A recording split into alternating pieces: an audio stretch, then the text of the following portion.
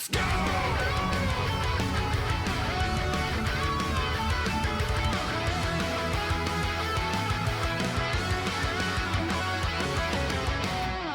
All right, so let's discuss this. 2026 big fighting games and stuff to look forward to. Number one is Avatar. I don't think we actually have a concrete release date on Avatar yet. It's still in a coming soon situation. It's theorized that this is going to be somewhere around summer, but yeah, this is probably one of my most anticipated games of next year. It isn't just from the fact that the gameplay was really good. It was the fact that everything we played was early, dude. Everything we've played so far of Avatar Legends was kind of in its very first release state. Just imagine that most of that stuff is going to get improved upon. There's going to be a whole bunch of more characters, system things that are going to get worked out, all this kind of stuff. If you have a version 1 of a game that leaves that powerful of an impression, then bro, imagine when they iron stuff out and actually make it even better and the netcode gets even better and all that kind of shit. That's going to be, yeah, there it is, summer 2026. That's going to be wonderful. I just adored the time I had with this game. So much so that like I would blast through 6-hour streams and be like, dude, what time is it? Very few fighting games would do that to me where they don't cause like stress and anxiety in some way. This game I just would play so much of and have a great time, an absolute great time. So I'm really itching to play this again and I'm itching to put up more footage. I think I can go back and pull some cool Korra matches we can put on the channel still. This is up there. This is one of my most anticipated games of this year. Invincible Versus? Dude, that latest trailer that they put out, the game looked a lot different. Not to mention the fact that there's still new characters being added to the game. We're in kind of a break space right now. There was some rough stuff, obviously, in the previous beta, but it looked like many of those things were already being ironed out. And as I know, the guys that work on this game, like they work quick. I like the fact that I'm playing Invincible Versus and it doesn't play like any other tag fighter that I've played. It has pieces of other tag fighters I've played, but as I played through it and had to like tackle situations with my brain, I'm like, I'm doing different things and that feels good. I'm looking forward to this stuff getting ironed out. There were some obvious goofy things that were happening in the Invincible Versus beta, but still, it was very fun. And I'm like, okay, let's just wait to see what the eventual final roster is like because, you know, April is a pretty good time frame for it. 2XKO console.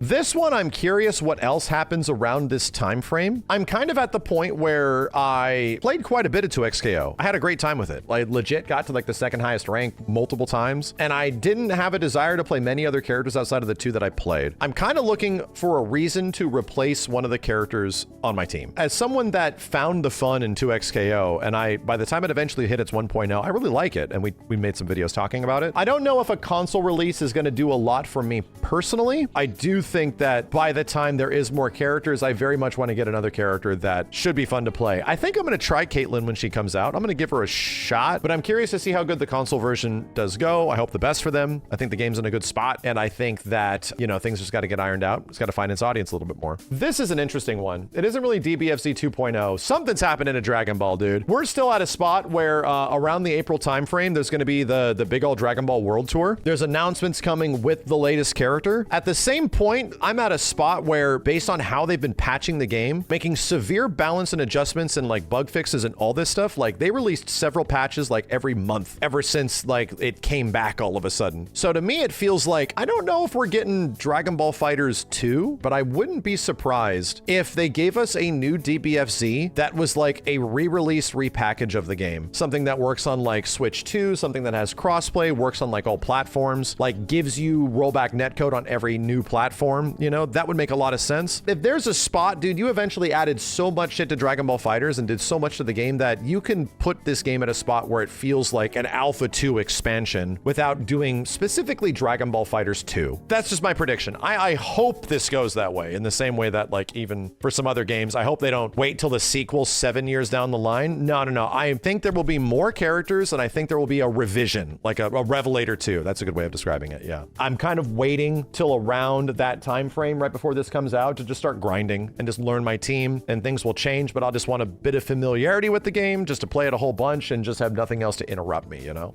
Now, this one is mad interesting. This one is worth talking about because Guilty Gear Strive has gone through some interesting, changes over time, and a lot of stuff that has made people happy and or unhappy in the latest versions of the game. Them changing Strive up is fascinating, and the more we have seen, the more they are talking about it. With version 2.0 and beyond, our goal is not to simply adjust characters and add new content, but to prepare updates that offer a refreshed overall experience, one that feels engaging, almost like picking up a new game. This does not mean that everything will change at once. Rather, we see a version 2.0 as a milestone, an opportunity to review and refine what we have built and to take it to the next step. There's a lot that comes to your mind when you hear that shit, and there's already 2 teased characters that are out there. Still, that's a pretty big shakeup. Arguably one of the biggest shakeups since the game got Strive Rush, around like the middle, one of the middle updates of the game. Is it one of those things that gets me sort of excited to jump back in and play more Guilty Gear? Yeah, I'm definitely in a spot where I would prefer to play some of the characters that I liked in this game with new mechanics and shit and just see how everything changes. That's just a moment that gets everyone back and playing Guilty Gear Strive again because there's a whole bunch of fresh, crazy bullshit. I'm excited about this. This will probably happen sooner than later. I don't think we're gonna have to wait too long. Probably a bit closer to the Arc World Tour. I enjoy Guilty Gear Strive. It's not a game that I want to play extensively, but it's one of those games that like, yeah, this is fun to play. And I have friends that enjoy playing it, so it's like, yeah, okay, I can have fun playing this game. Tokon, and last we heard of this, we made a video about it. The devs are sort of going into what seems like crunch mode and maybe having an evaluation on some of the stuff that is either hitting or not hitting about the game. There's many ways to interpret the last message that the Tokon devs left us because the game just might be the way it is. It didn't really change too much from the previous 2 betas. I have hopes that stuff can change because that'll be where I effectively get the most fun to be had of it. Just to echo some of the things I've said,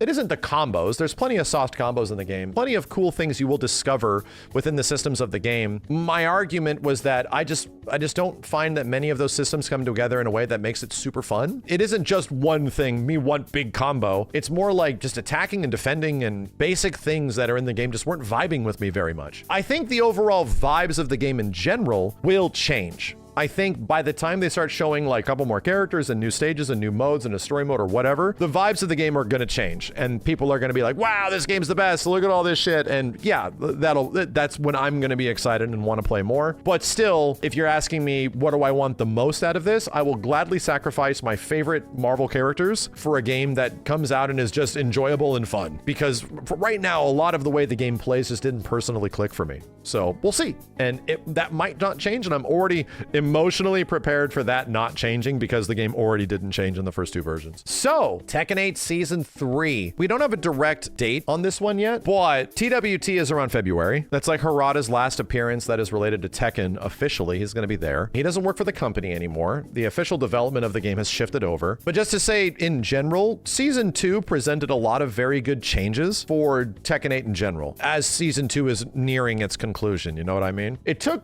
many updates in time, but even I'm at a spot right now where I'm like kind of having fun with the game, even though it needs some refinement in obvious many ways. Season 3 needs to give like better backdashes or some shit, man, because they increased the side dashing, which feels good. I actually think the side dashing feels better than it ever has been. The problem is that tracking's nuts, and the amount of things that track comparatively to old games is just much higher. Even that being said, Tekken also needs a shakeup, and it needs a shakeup in a way that Season 2 did not provide, where it shook things up too much. It needs to go in a direction that brings it back and lets the players focus on like the core that makes Tekken enjoyable. I also think it just needs a guest character, dude. I just think.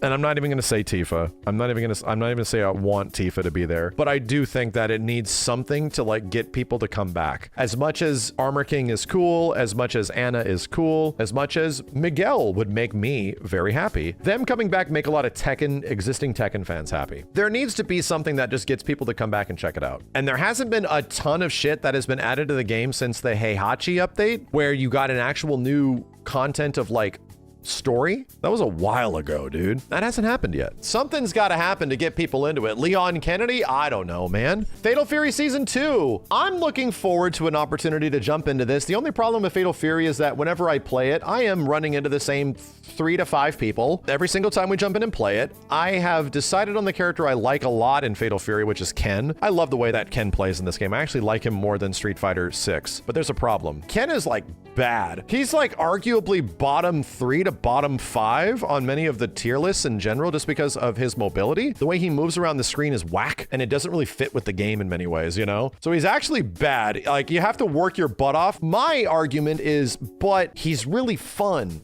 Like, he's bad, but I'm having a really good time playing him. Even when I'm losing, I'm having a good time. So I have something that I can come back to, dude. I really enjoy Ken in Fatal Fury season 1. We already got some ideas of where things are going, but this is another game that hasn't been updated, bro. Like, very little things have changed in a game that has an extremely powerful top 3 characters, and those adjustments just haven't happened yet.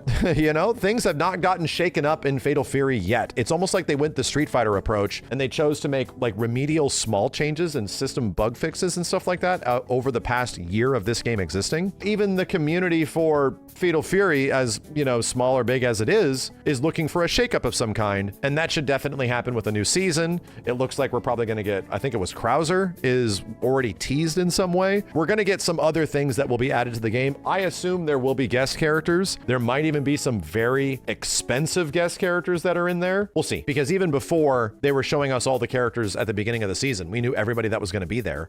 Street Fighter 6, we talked about this a whole bunch. I think my hopes for season 4 is to be surprised by some shit. And then last but not least, Virtua Fighter 6. What can we talk about VF that we don't already know? The developers are talking about it. They said this is going to be a big year for VF 6. We're going to know more. So this is like, I am likely going to play Virtua Fighter 6 this year. We will likely be playing a Virtua Fighter 6 beta at some point this year. I think that could happen. I think we can be in a spot where we're going to know more, finally see a good trailer. If there's one thing that bugs me, the best thing we've seen of Virtua Fighter 6 still was the very first trailer where Akira Junin Hyundai's a guy through a wall. And that was cool because it was a cinematic trailer, but we have not seen the game look cinematic and cool since. There was the gameplay demonstration and that was it. So I want a game that makes Virtua Fighter like, oh dude, this is the future of 3D fighting games. Come on. And then finally, the mystery games. This isn't even a mystery game. This is just wondering where things are going to go from here. I think Ed recently said on Twitter that they are not done with Mortal Kombat 1 balancing. So even though the game just got a balance patch that was kind of neat and did some pretty cool shit to the game, that seemingly is not the end of MK1 updates. So who knows if they eventually go down the route where, you know, they really open up the assists in the game and allow shit to get crazy. I don't know. If we're talking about the future of where NetherRealm could go, I'd argue the first opportunity you can get an actual sneak peek at what the hell their next game is likely the Game Awards this year, like at the end of 2026. Does it mean it'll show up there? Is it going to be Injustice 3? Is it going to be Mortal Kombat? I think at this point, we need to be asking the bigger questions. Is NetherRealm still going to exist by then? Is whatever the hell happens to WB as an entire conglomerate going to completely sell off all of their gaming division or some shit? So there's a lot of bigger questions outside of, are they going to make Injustice or Mortal Kombat or Shaolin Monks 2? Like, can they keep making games? Can we still keep getting NRS games and maybe we can get one that we all love and makes everybody happy again? Outside of that, Smash! Sakurai shipped Kirby Air Riders. Do we get a Smash teaser at some point this year? Yes, I think so. I think at some point in 2026, the game is not coming out. It probably won't come out for several years, but I think that there could be a teaser of like the next Smash Brothers. I legit think that's happening this year. No kidding. And why is that? The Switch 2 was one of the best-selling video game systems of all time in its launch window. And since its launch window, it hasn't been exactly selling like hotcakes. There's a point now where there's been a few things that have come out on Switch, but there kind of needs to be some things that Nintendo needs to set up for its future, which really get people invested and on board. I can see them teasing a new Smash. It ain't happening anytime soon, but I can see there being a tease for it of some kind this year. And then last but not least, Art of Fighting. It's been teased. There's been AOF things with like Robert Garcia's animated hand or something, or Rio or something. I don't know what the hell that could be. Bro, if Fatal Fury could not come back and grab all of the dads by the balls, then what is Art of Fighting gonna do? Like, at least Fatal Fury has Terry and shit as some recognizable characters. Dude, what the hell's gonna happen to AOF? Very few people understand the legacy of Yuri, Robert, and Rio. Like, it has some aspects, but I feel like it sets up for an even bigger challenge than what Fatal Fury was set up for at its start, you know? If you bring back Art of Fighting, and it's like, oh my God, my Art of Fighting characters are back. But yeah, but a lot of those characters also have been in King of Fighters fighters as well. I don't know what the hell they're gonna do about that. I don't know how they solve that. If there's one thing I would hope that happens for the future of SNK fighting games is that they're either making an SNK versus Capcom or they're making another KOF. SNK is in a much different situation now. So their priority of making games and what they are going to do has probably shifted a lot over the past few years. There's things on this list we didn't even mention. There's like fan games and smaller projects and a bunch of stuff that we'll be trying throughout the year that is not on here. It's wild that outside of these three, which technically don't count because they might not happen, everything up here is a fighting game confirmed thing that is launching or getting revealed or happening in 2026. We will either be playing all this shit or it will officially be out in this year. And look how much it is. Crazy, dude. And this doesn't even include the stuff that we don't know about. Brother.